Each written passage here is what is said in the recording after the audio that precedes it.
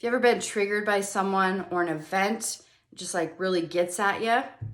Those triggers are an emotional or energetic response within our body, giving us more information, making us super aware.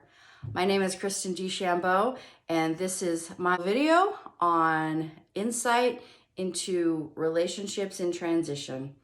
And today I want to talk about triggers because triggers are a huge one when it comes to relationships and people and growth. And so let's talk about triggers for a minute. What are they telling us? A trigger is definitely, for me, it's a physical response. And sometimes I feel angry, sometimes I feel sad by it.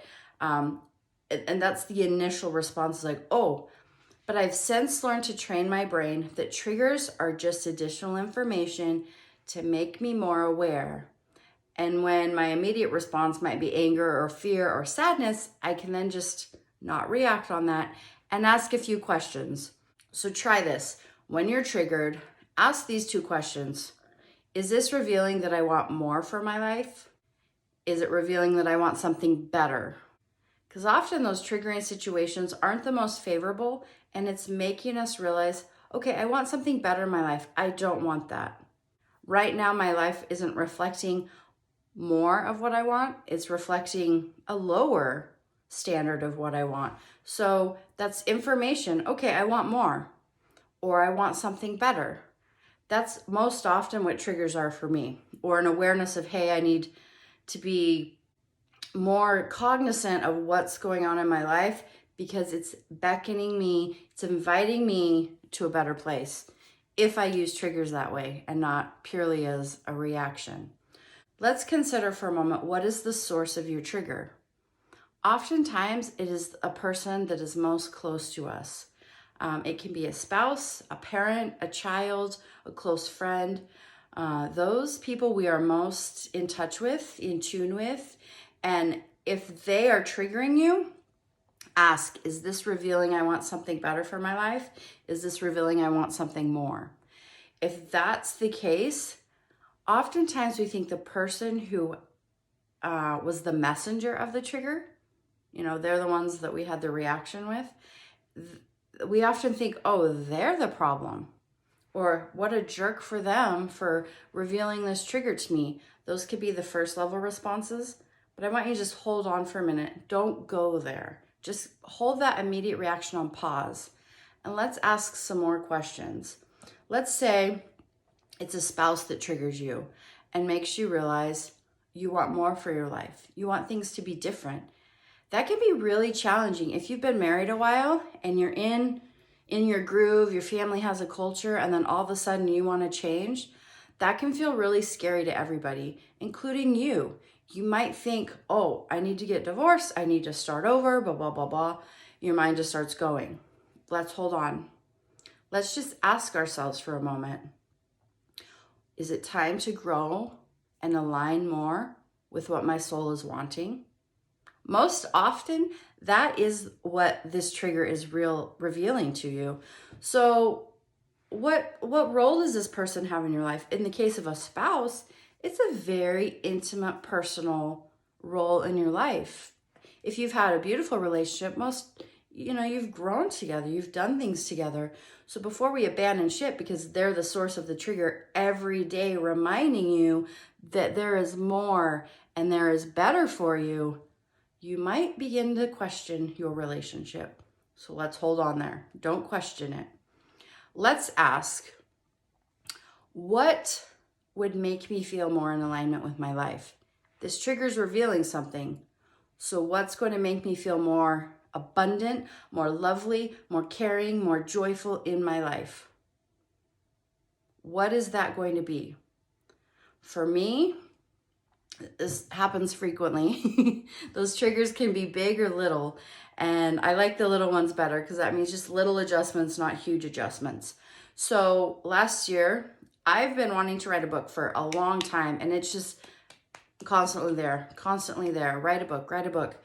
So last year, I'm now married. I got married 3 weeks ago, but this relationship with my husband, it was a 2-year relationship, and we did break up a couple times.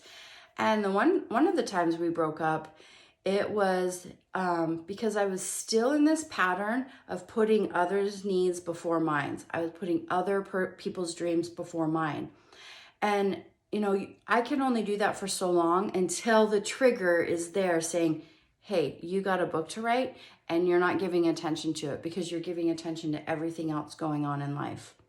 You need to write a book. Every day when I'm having this trigger, it can be really rough. And of course, who's the source of it? At the time, it was my boyfriend. But that wasn't the actual person that was offending my life, you know, giving me these triggers.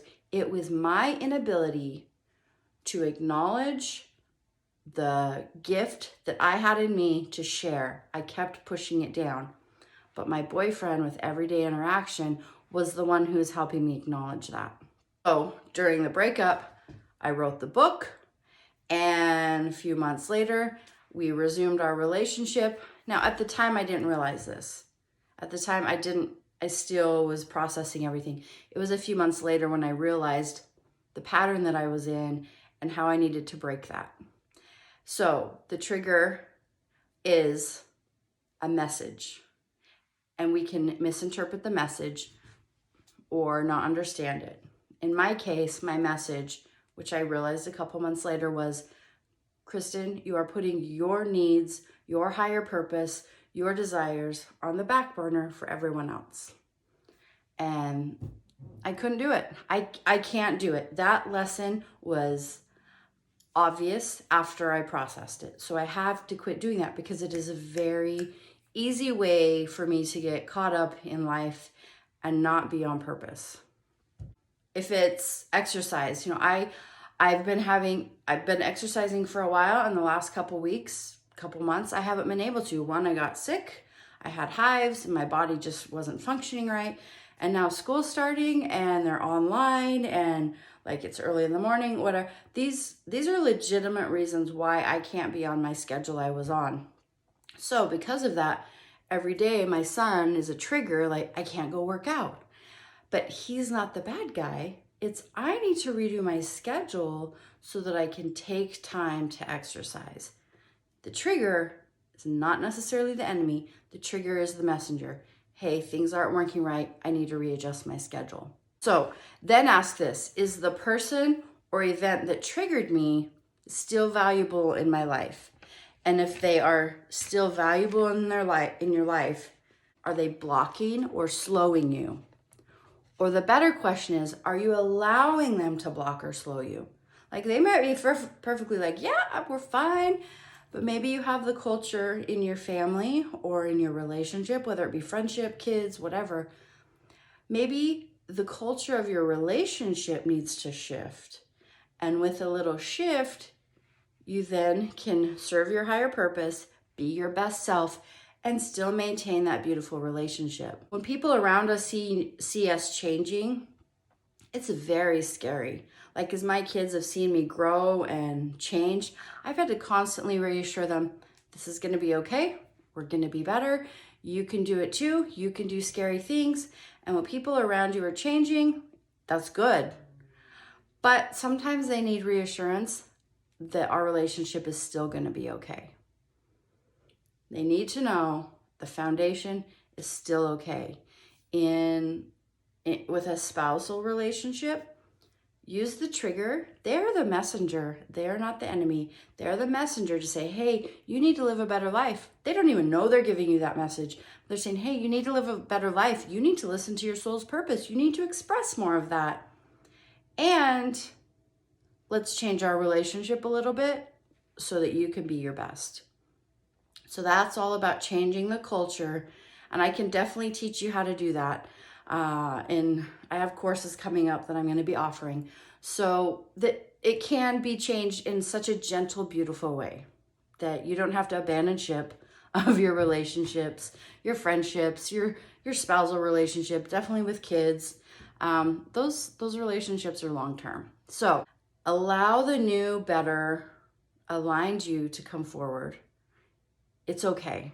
Recharge your habits with new ones that serve you better.